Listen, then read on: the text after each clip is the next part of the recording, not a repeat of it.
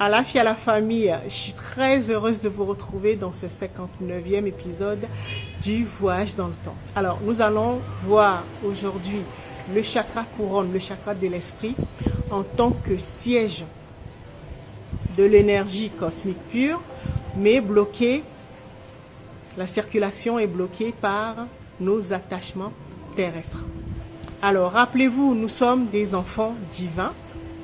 Et nos parents cosmiques, l'âme et l'esprit, nous rechargent, nous alimentent avec leurs belles énergies. Alors, l'énergie de notre mère, la Terre, s'appelle l'énergie tellurique. C'est pour ça qu'il est conseillé de marcher à même le sol, pieds nus, pour pouvoir bien se faire recharger avec l'énergie de la Terre, qui nous donne 90% de notre énergie vitale. Et notre Père cosmique, l'esprit, nous recharge avec sa belle énergie qu'on appelle l'énergie cosmique. Et donc, c'est cette énergie qui vient mettre à jour tout ce qui se trouve dans notre mental, pour maintenir son état de supramental et pour lui permettre de bien interpréter et surtout voir les richesses qui sont contenues dans l'âme. D'accord? C'est avec la conscience, la lumière de la conscience, que nous pouvons bien voir et bien sélectionner les richesses qui sont contenues dans notre âme. D'accord? C'est ce qu'on appelle la lumière de l'esprit et c'est ce qui nous permet de faire les bons choix.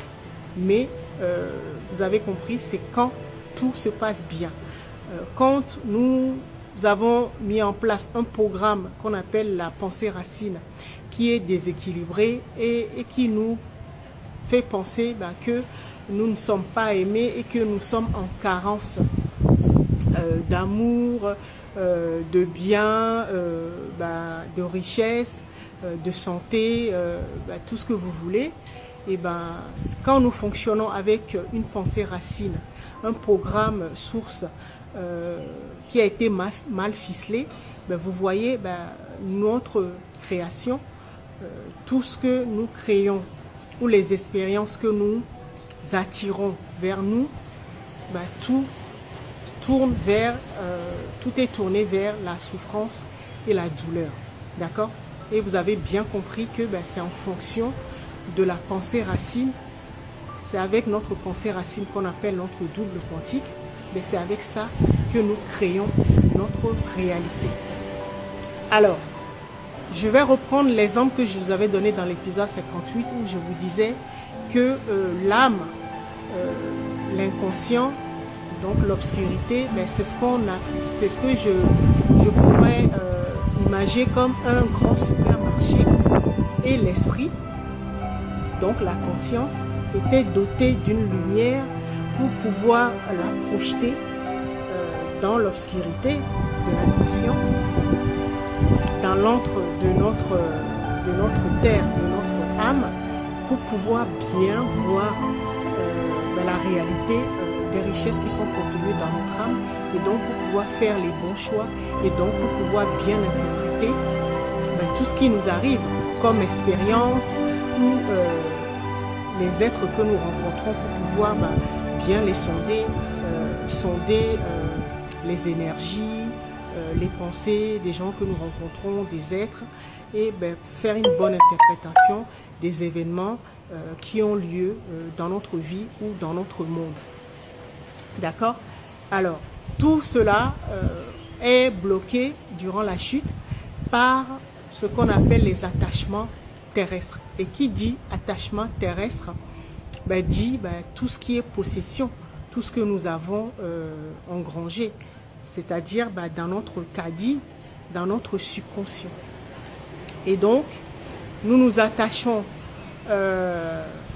à notre histoire, surtout l'histoire à notre passé, quand nous avons eu des drames, des blessures, des traumatismes, d'accord, tous nos biens matériels, C'est-à-dire, c'est là où nous disons, ça c'est ma maison, ça c'est ma voiture, ça c'est mon travail, ça c'est ma femme, ça c'est mon mari.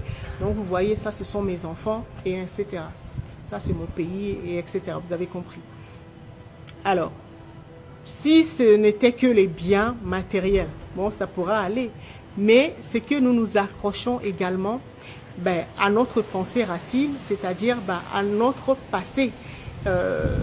Les traumas, les blessures et toutes les expériences malheureuses, dramatiques que nous avons eues par le passé.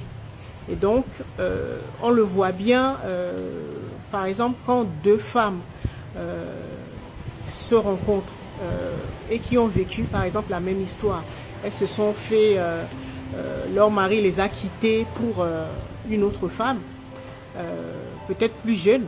Quand elles vont se rencontrer, elles vont s'attacher l'une à l'autre par rapport à cette histoire-là. Et ça va donner, oui, mon mari m'a quitté pour une jeune fille. Et l'autre va dire, oui, moi aussi, il m'est arrivé la même chose. Et donc, du coup, elles vont s'accrocher l'une à l'autre.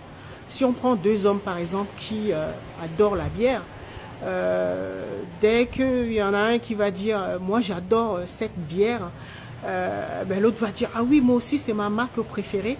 Et vous voyez tout de suite, ils vont s'attacher l'un à l'autre et là vont se créer une histoire par rapport à leur valeur ou leur croyance ou tout ce à quoi ils sont attachés. D'accord? En fait, c'est ça qui nous pénalise parce que nous pensons que notre vie ou notre destinée est quelque chose ou une histoire écrite dans le marbre et qu'on ne pourra pas modifier. En fait, nous sommes des créateurs. Notre double quantique, c'est-à-dire notre subconscient, en fait, c'est ça qui nous permet de créer. Alors, créer en fonction de la qualité ou de la pensée racine que nous avons mis en place. D'accord? Et donc, le destin n'est pas quelque chose qui est figé, qui est déjà écrit, mais c'est quelque chose que nous créons en fonction de notre programme source, c'est-à-dire qu'on appelle notre pensée racine. D'accord?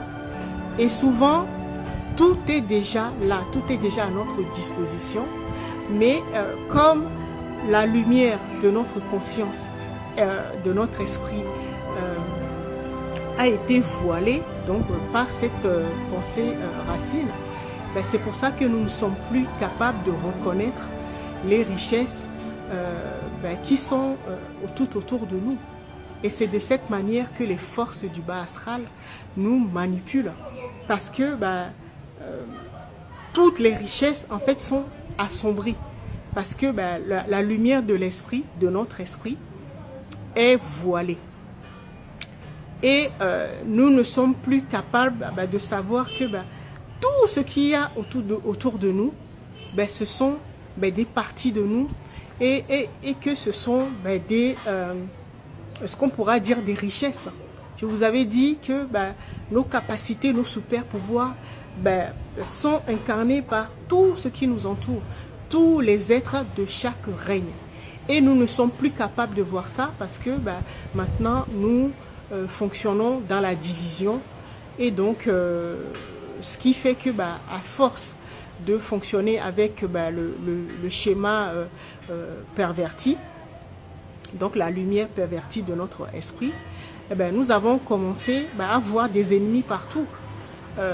Ça se manifeste par des femmes qui se jalousent l'une envers l'autre alors que nous avons oublié que nous étions des sœurs. D'accord? Et les hommes qui sont envahis par la colère de l'esprit, de ne pas pouvoir bien fonctionner sans l'ego pour pouvoir bien voir les richesses et interpréter les événements qui sont autour, qui se déroulent dans notre vie. C'est ce qu'on va voir dans le prochain épisode, l'espoir que suscite cette manière de fonctionner. Je vais vous expliquer qu'en fait, tout ce qui est autour de nous, ce sont nos richesses et que nous n'avons pas besoin de nous diviser les uns